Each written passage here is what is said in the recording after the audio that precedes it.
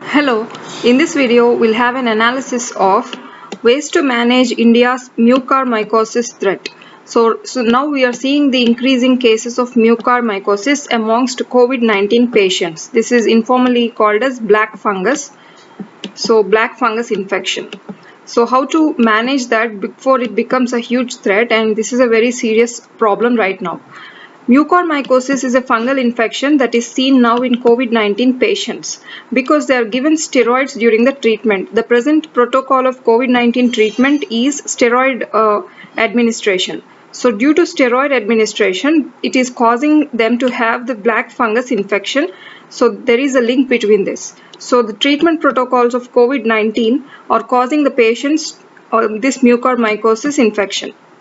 So the earliest symptoms of the disease are facial swelling, eye protrusion and all. It is mainly called as black fungus because there is black discoloration seen in the patients, black discoloration of nose and some ulcers with blackish discoloration. So as they are seeing these symptoms, it is termed as black fungus.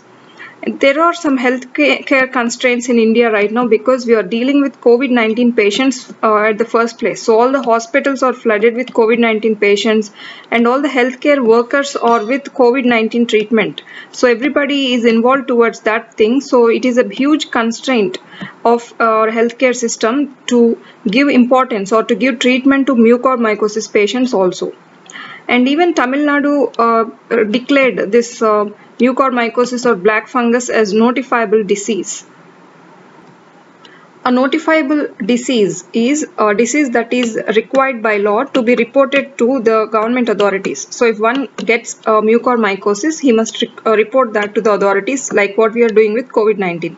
So Tamil Nadu government came up with this notifiable disease declaration under the Epidemic Diseases Act so that it could monitor the possible outbreaks of the disease. And this is the present situation of mucormycosis that is rising. Some of the reports about this particular disease recently that are released, we shall see them. Current fungal infections. So this is a report, current fungal infections is the name of it. So it estimated the estimated burden of mucormycosis in India.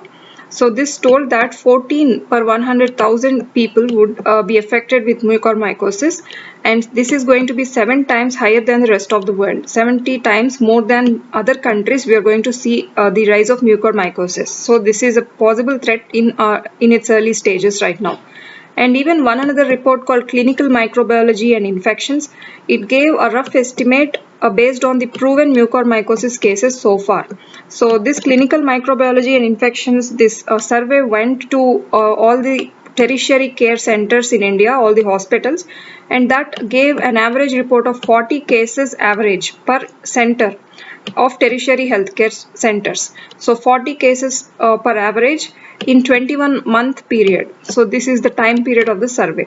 So this shows the rising levels of mucormycosis on par with COVID-19.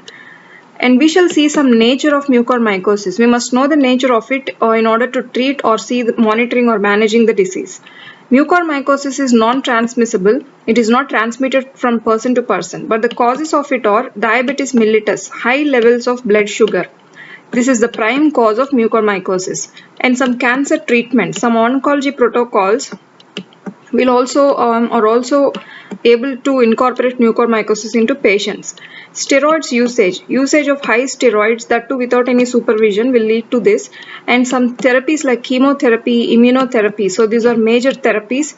So these therapies will also give mucormycosis infection. And any transplantation of an organ or stem cell transplantation, so they can also give mucormycosis. So these are some causes of mucormycosis. And the involved sites in body of mucormycosis are rhinocerebral involvement. Rhinocerebral involvement is that in which nose or nasal sinuses, even eyes, so brain, cerebral part of brain. So these are the involved parts. This could be the involved sites of mucormycosis. And sometimes it could go into pulmonary system, that is, it could cause pneumonia also. So these are the involved sites of mucormycosis in one's body. And we shall see some reading of Lancet about diabetes mellitus. So as we have mentioned here, the diabetes is the primemost cause for mucormycosis. The Lancet study shows that Lancet is one of the most important research journal about medicine in the world. So it showed that in India by 2016 there were 65 million diabetic patients. So in 2016 we saw a huge surge of diabetic patients. The major places where there is huge incidence of diabetes mellitus in India are Tamil Nadu, Kerala and Delhi.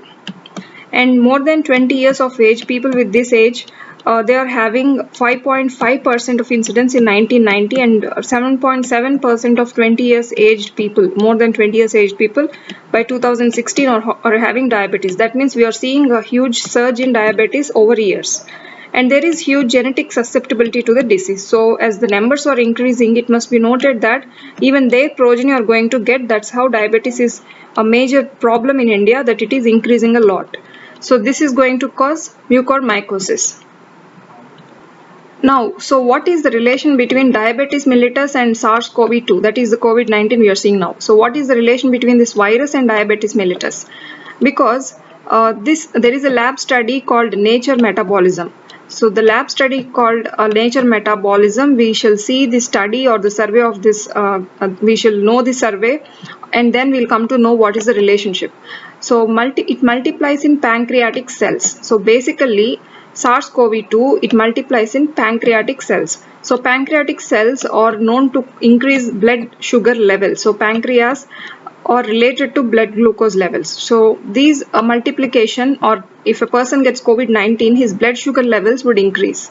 If there is any problem in pancreatic cells, there will be less insulin production and sugar levels will go up. So that is the relation.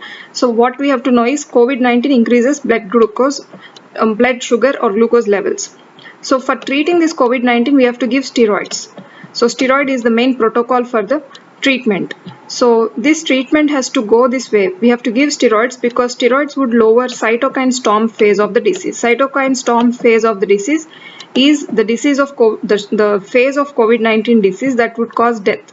So thereby we can lower death rates if we give steroids to a patient by lowering cytokine storm phase. So this is the relation between everything. It means that COVID-19 patients would get high glucose levels. That means they would get high sugar levels, but they must be given steroids. And what is the relation between steroids and diabetes? Even steroids will increase blood sugar levels. So COVID will increase blood sugar levels, and giving steroids to COVID will also increase blood sugar levels. So this is very intimately related to diabetes, COVID and its treatment. So some of the steroids we are using for COVID are dexamethasone, prednisone, methylprednisolone. So these steroids will increase blood glucose levels. So finally, COVID treatment requires steroids. Steroids will increase glucose levels. And in India, unfortunately, we have mostly diabetic patients. So diabetes mellitus and giving steroids for COVID-19, both of them together are having this impact on patient to get mucormycosis. So this is the relation between diabetes, steroids, treatment of COVID-19 and mucormycosis. Then what should be the approach for treatment of mucormycosis? It is causing huge morbidity and mortality, and the approach should be multidisciplinary team approach. Microbiology, pathology, radiology, infectious diseases, surgery, pediatrics, hematology, intensive care, dermatology, pharmacology. So all these disciplines must come forward to treat mucormycosis. Especially rhinocerebral kind of mucormycosis needs surgery. So even surgery must also be incorporated as a treatment approach. So some of the antifungal drugs that could help, there are very few, but the gold standard drug is liposomal amphotericin B, and some conventional drug of amphotericin B deoxycholate, and posaconazole and isavuconazole. Some azoles also can be given. So these are some drugs.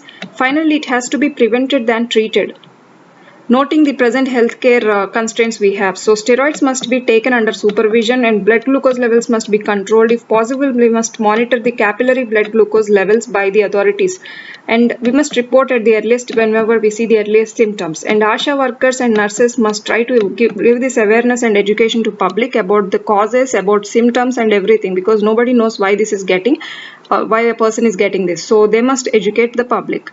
So this must be the approach in preventing the mucormycosis disease, keeping in mind the present healthcare constraints that India is facing due to COVID-19.